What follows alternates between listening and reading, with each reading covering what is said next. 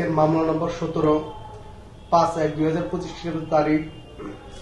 উক্ত মামলায় এজার নামে আসামি সৈয়দ সোহানুর রহমান সিয়াম পিতা আবেদ আলী জীবন তাকে দুর্নীতি দমন কমিশন প্রধান কার্যালয় ঢাকার আশেপাশে ঘোরাঘুরির অবস্থায় আনুমানিক 3:40 ঘটিকায় গ্রেপ্তার করা হয়েছে।